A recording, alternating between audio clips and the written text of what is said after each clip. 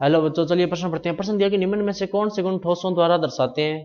पहला है विद्युत चालकता, आघातवर्धनता, तन्यता और उचित उच्च गलनांक। तो सबसे पहले बात करें अगर इस प्रश्न में मुख्य अवधारणा की, तो देखो क्या होगी। मुख्य अवधारणा जो इस प्रश्न में होगी वो होगी ठोसों की प्रकृति।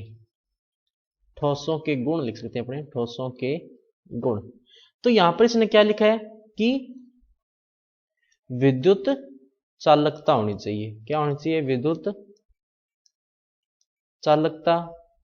दूसरा जो इसने गुण बताया है वो क्या होना चाहिए? आघातवर्धन्य, आघात वर्धनीयता, वर्धनीयता।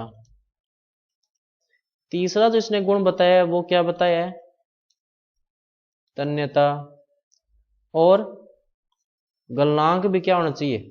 मतलब उचित, बहुत ज्यादा भी ना हो लेकिन बहुत कम भी ना हो, यानी उचित उच्च गलनांक।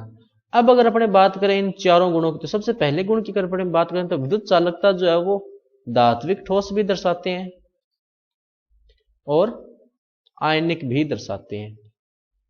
आघातवर्धनीयता जो होती है वो सिर्फ धात्विक ठोसों में होती है, आयनिक ठोसों में नहीं होती, क्योंकि ये जो वो भंगुर प्रकृति के होते हैं आयनिक ठोस। इसी तरह तन्यता किस में होती है?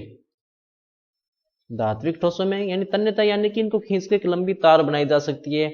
आघातवर्धनता यानी इनको पीट पीट के जो एक पतली चादर के रूप में फैलाया जा सकता है। और उचित उच्च गलनांक, देखो आयनिक जो यौगिक होते हैं उनके गलनांक बहुत ज्यादा उच्च होते हैं, लेकिन धात्विक जो होते हैं उनके बहुत कम भी नहीं होते और बहुत ज्यादा भी नहीं होते।